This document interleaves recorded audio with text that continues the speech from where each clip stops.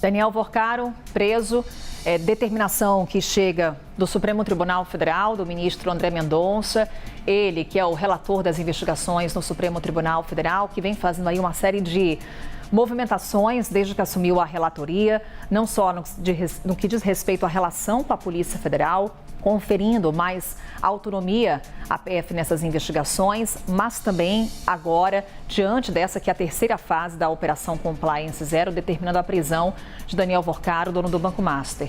Ele volta à Superintendência da Polícia Federal na capital paulista. Ele que já tinha sido preso em novembro do ano passado, ficou uma semana detido. Foi solto e utilizava tornozeleira eletrônica. Tem a reportagem já aqui no site da CNN, trazendo as últimas informações e confirmando que Daniel Worcaro é um dos alvos dessa terceira fase da Operação Compliance Zero. Há ainda outros 3 mandados de prisão. Estamos aqui apurando nesse momento mais detalhes com relação a essa operação sobre quem são os outros alvos. Fora isso, há mandados de busca e apreensão, 15 pelo menos, que são cumpridos nos estados de São Paulo e também de Minas Gerais. Portanto, Daniel Worcaro agora já estaria na Superintendência da Polícia Federal, na capital paulista. Daqui a pouquinho nossas equipes também estarão por lá, destacando essa movimentação. Defesa de Daniel Worcaro, até o momento, não se pronunciou. Daniel Worcaro, que é preso em São Paulo, nessa nova etapa das investigações que apuram suposta prática dos crimes de ameaça, corrupção, lavagem de dinheiro e invasão de dispositivos informáticos praticados por organização criminosa. Portanto, é uma operação que apura suspeitas de fraude no Banco Master. Prisão já foi cumprida pela Polícia Federal. O objetivo dessa terceira fase é investigar a possível prática dos crimes de ameaça, corrupção, lavagem de dinheiro, como eu falava há pouco. São 4 mandados, um deles tem o Daniel Worcaro como alvo de prisão, além de 15 de busca e apreensão. Agentes também cumpriram ordens de afastamento de cargos públicos e sequestro e bloqueio de bens, no montante de até 22 bilhões de reais, com o objetivo de interromper a movimentação de ativos vinculados ao grupo investigado e preservar valores potencialmente relacionados às práticas ilícitas apuradas.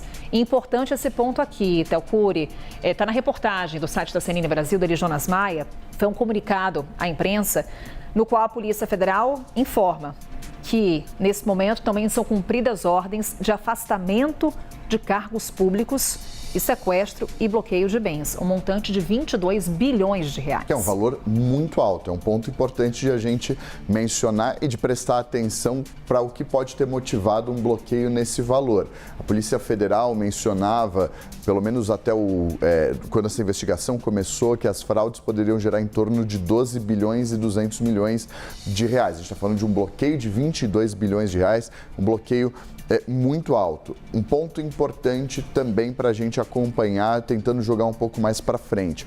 Essa é uma investigação que foi prorrogada pelo ministro Dias Toffoli quando ainda era relator desse caso, atendendo a um pedido feito pela delegada Janaína Palazzo, responsável pela condução desse inquérito pela Polícia Federal. Ele determinou a prorrogação da investigação, atendendo a esse pedido da Polícia Federal, investigação que terminaria no final desse mês. Então, esse é um ponto importante, porque com a quantidade de material apreendido, a gente está falando aqui de 15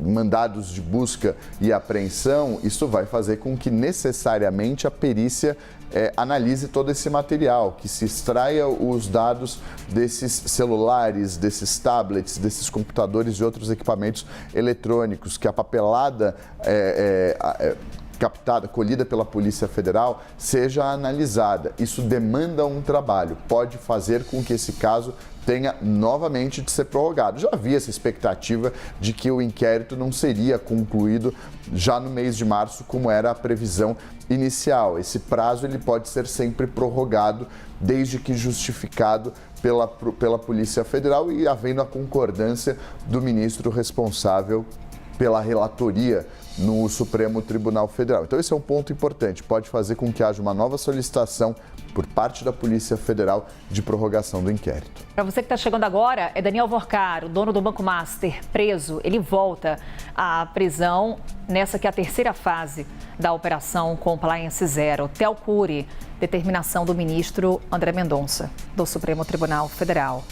Ele já está imprimindo um novo ritmo a essas investigações, ao andamento desse caso no Supremo? Algo que tudo indica sim, o que vai ficar muito claro é na decisão, quando essa decisão for pública. Eu digo isso, Carol, porque vendo de primeira pode parecer que sim. Ele chegou, assumiu o caso, em 2, 3 semanas determinou a prisão do Daniel Vorcar, que até então estava em liberdade provisória mediante uma série de medidas que deveriam ser cumpridas. Só que no meio do caminho pode ter acontecido alguma coisa que a gente não sabe que tenha justificado essa ordem de prisão. Por isso que eu digo que talvez seja cedo agora, nesse momento, dizer que é o ministro imprimindo um novo ritmo, mas é um questionamento importante.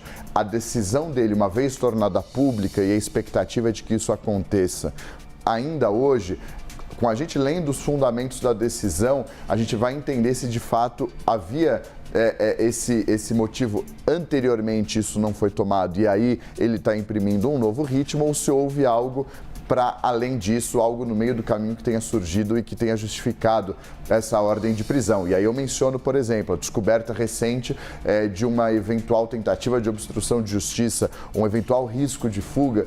Tudo isso justifica a determinação de uma prisão preventiva. Isso não diz respeito se um ministro está sendo mais célere ou não, ou imprimindo um ritmo diferente do outro ou não. Então, ainda é cedo, talvez, para dizer se é uma nova forma de lidar do ministro André Mendonça. Isso tudo vai ficar muito claro quando a determinação dele for tornada pública. Lembrando que a expectativa é de que isso aconteça ainda hoje. Normalmente há um prazo para que o ministro torne pública, não há um prazo regimental, obviamente, mas o ministro costuma esperar toda a operação ser concluída pela Polícia Federal, essa comunicação ser feita, e não é formalmente, pode ser até informalmente, ao Supremo Tribunal Federal, dizendo, olha, tudo que foi determinado foi cumprido, já está tudo certo, dá um tempo, o ministro normalmente divulga a decisão dele e aí ajuda a entender esse contexto do que motivou e o que tem por trás.